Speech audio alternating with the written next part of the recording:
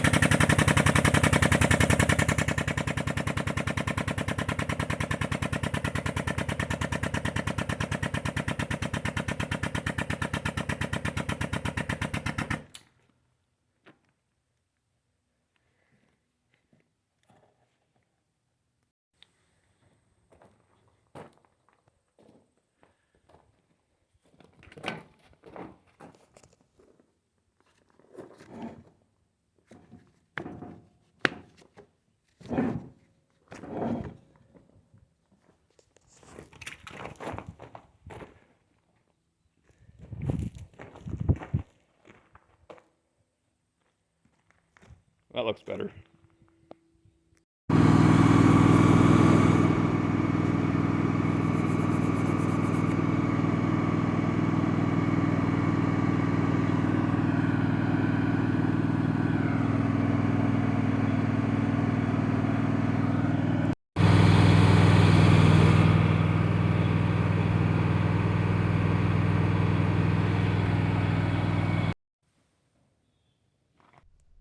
I want to talk a little bit about Welder Skills.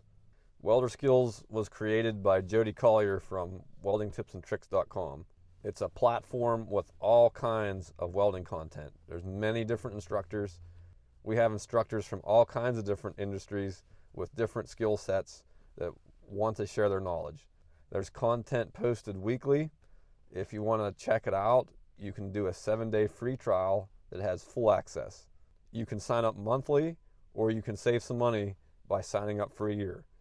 Welder Skills has a community forum, and we do some live webinars where you can ask questions. So if you want to see more content from me and support my videos, check out welderskills.com. Back to the show.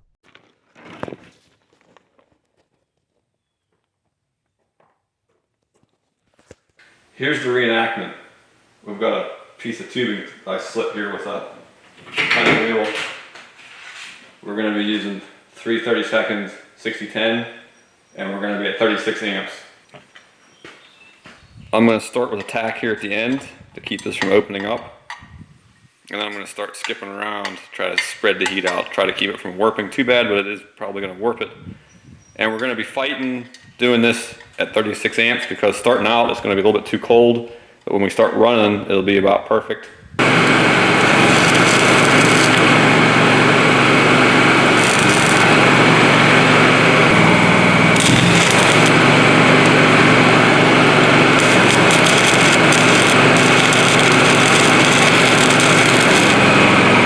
This is what I'm talking about. 36 amps isn't hot enough when you first start. So like right there where we started, that's not like on a bend test or something, or you put pressure against that, that's not going to be good. And then see how we've got a nice little pinhole there.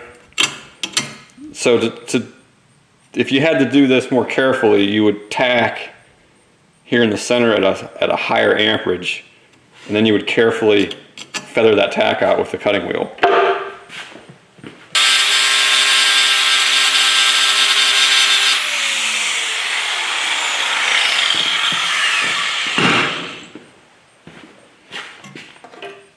So you would have tacked this hotter, and then you'd prepare it just like this. And then when you come back over it with 36 amps, you're going to get a better weld. Now the end's got a pretty nice weld there. So again, if you were going to really do this properly, you'd need to feather this one out too.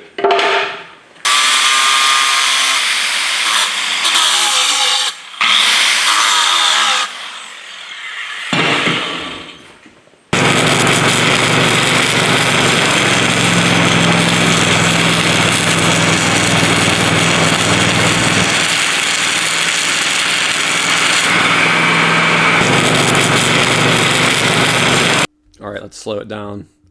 All right, that one's good, good, good. That one's good. That one's good. Look at the gap.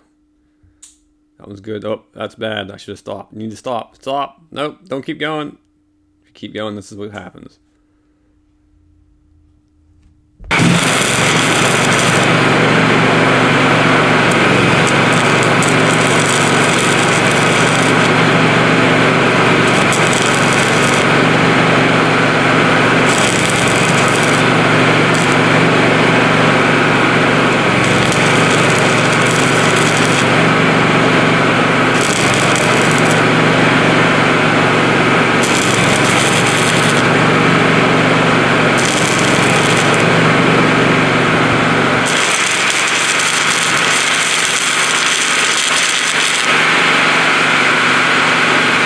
Okay, you can see here again on the start, it's too cold, even though we were careful.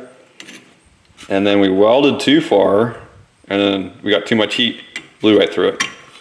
So what I'm getting at is, when you're welding stuff like this with a stick welder, it's just a little bit too thin. Some of the tricks are to just weld in sections. So if I would have stopped here, if I would have went from here to here, never would have blown through that. And then I could have skipped over here and welded. But, you know, if this was trying to hold liquid or pass a test or something, no matter what you're doing, you're just not hot enough here on these tie-ins. So it's going to be real hard to get an X-ray quality weld. So we don't need an X-ray quality weld for a tractor, and this is going to work just fine for this. But that doesn't mean that it's going to work just fine everywhere.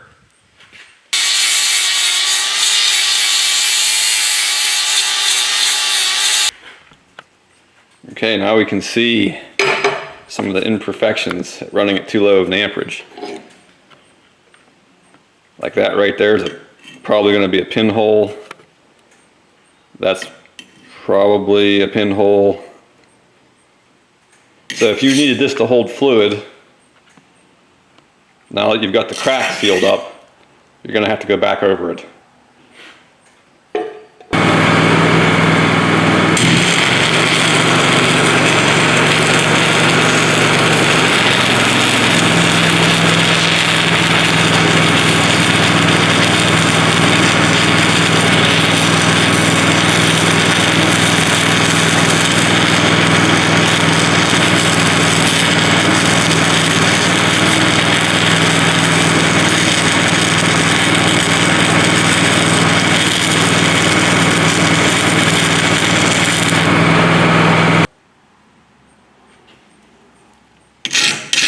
That's still at 35 or 36 amps.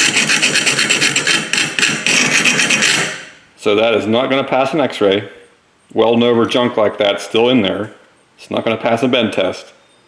But as a field repair, something non-critical, this will hold fluid. I don't know how much pressure, but it would hold, you know, If this was filled with water, it wouldn't leak. And it's plenty good enough to hold the front end of it, to hold a tie rod on a tractor. What's the applications for stuff like this? Doing something that isn't totally perfect? Well, you saw me fix a tractor with this type of procedure. I've fixed things like, stupid things like a rusty lawn roller, like an old steel lawn roller that you fill with water and roll your yard. You can fix something like that with it. In industry, there's lots of processes in the world that run abrasive fluids through tubing, whether it's sand, concrete, cement. In the agricultural field, manure is abrasive, and sometimes manure is pumped through steel tubing. So you're going to have